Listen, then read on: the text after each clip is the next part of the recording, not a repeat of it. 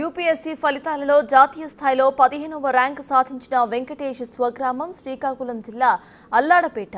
వెంకటేష్ తమ ఊరి పేరు జాతీయ స్థాయిలో నిలబెట్టడంతో ఈ గ్రామ వ్యాప్తంగా సందడి వాతావరణం నెలకొంది. వెంకటేష్ తల్లిదండ్రులు ఆనందం వ్యక్తం చేస్తున్నారు.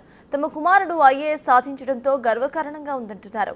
2023లోనూ వెంకటేష్ సివిల్స్ రాశాడని, 467వ ర్యాంక్ వచ్చిందని, ప్రస్తుతం అతడు ఐపీఎస్ ట్రైనింగ్లో ఉంటూనే ఈ ఏడాది మళ్లీ సివిల్స్ రాశాడని, ఐఏఎస్కి సెలెక్ట్ కావడంతో ఎంతో సంతోషంగా ఉందని అన్నారు వెంకటేష్ పేరెంట్స్. మొదటి నుంచి చిన్నప్పటి నుంచి కూడా చదువు అంటే విపరీతమైన ఇంట్రెస్ట్ సార్.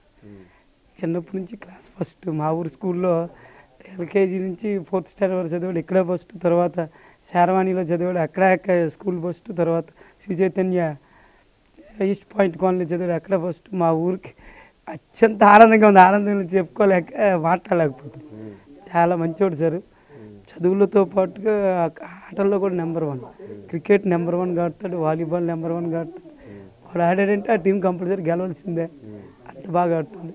చదువులో కూడా నెంబర్ 1 సార్. మాకేంటంటే ఈ జాబ్ సంపాదించి మా ఊరు ఒక మారుమూల పల్లెటూరు కదా సార్. ఈ గ్రామంలో ఉండే మిగతా విద్యార్థులకు కూడా ఇతని ఆదర్శంగా తీసుకుని ఊరిని కొద్దిగా అభివృద్ధి చేయాలని మా కోరిక సార్. చాలా డిసిప్లిన్ సార్, కమిట్మెంట్. ఏ పని చేసినా కమిట్మెంట్ వర్క్.